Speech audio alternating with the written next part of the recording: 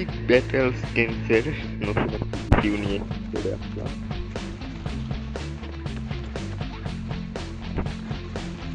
আমি ইতিমধ্যে 25 match win করেছি। কোনো ম্যাচ আমরা লস করি না।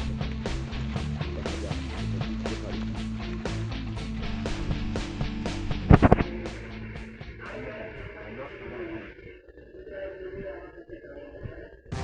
প্রতিবারের মতোই আমি ডিফেন্সিভ মুডে, কখনো আক্রমণাত্মক মুডে খেলি না, কারণ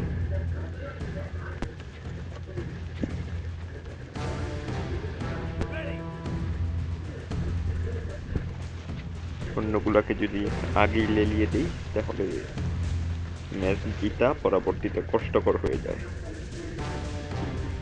তাই ডিফেন্সিভ মুডে খেলতে হবে।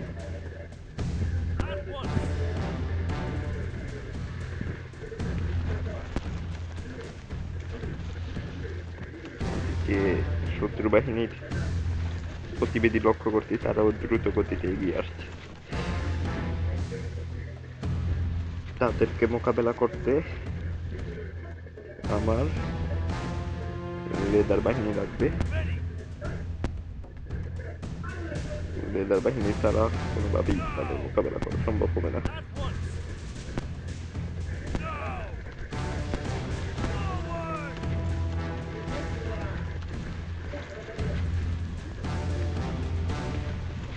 একে একদিকে রেখে দিলাম, আর এখানে দেখি কি রয়েছে। তরবারি চালক, এদিকে রয়েছে তীরন্দাজ বাহিনী। তীরন্দাজ বাহিনীকে আরো সংঘবদ্ধ করতে হবে।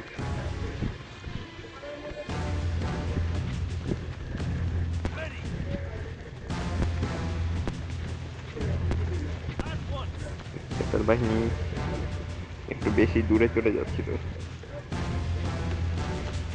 তাই তাদেরকে ঠিক জায়গা মতো পৌঁছে দিয়েছি।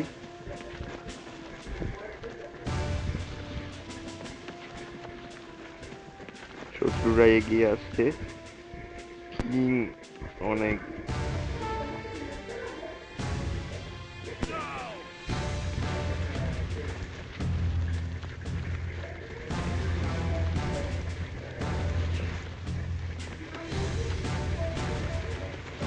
সবার সামনে বড়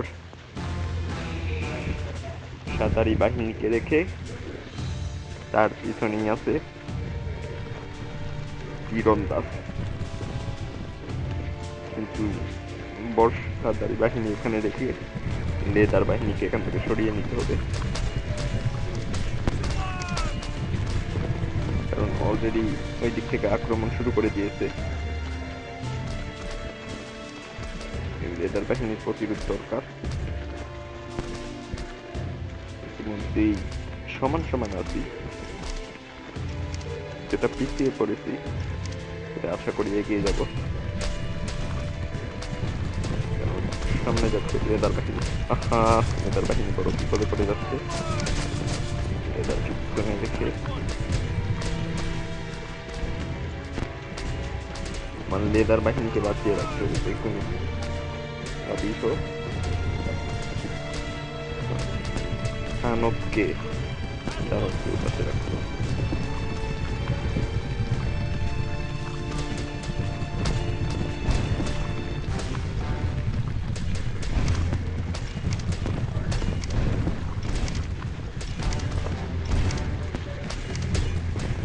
কোনোভাবেই যেন কন্ট্রোলে আনতে পারছি না এটা।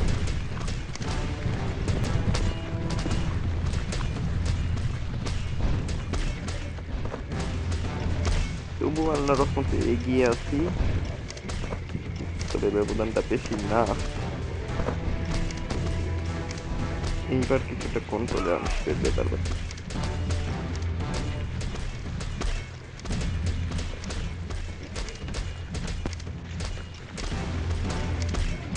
এইবার অনেকটা বড় ব্যবধানে এগিয়ে আছি, ইনশাল্লাহ জিতবো।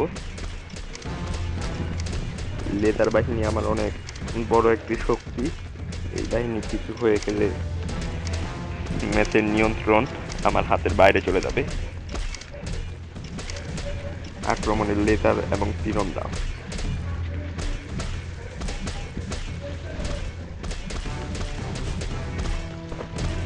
দানব বাহিনী আছে এখানে, আমার দানব বাহিনী তারা নিজেরাই এগিয়ে যাচ্ছে।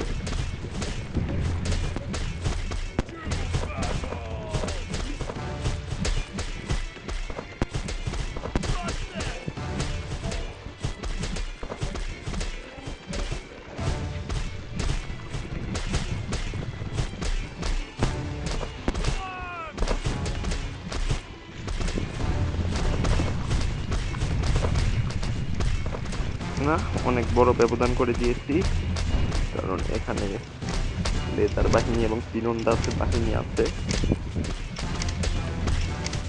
তাই যুদ্ধের নিয়ন্ত্রণ সম্পূর্ণ এখন আমার হাতে। আপনারাও চাইলে খেলতে পারেন ইপিক ব্যাটেল, 112 থেকে 15 MB।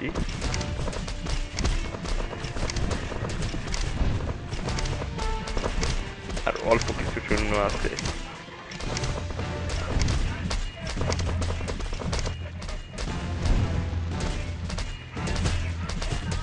দেখুন দানবগুলো কি সুন্দর মতো বিরোধ করে তুলেছে,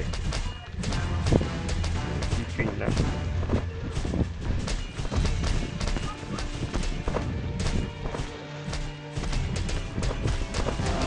এবং মেসুইং, সবচেয়ে বড় অবদান দানব এবং লেজার বাহিনীর ছিল।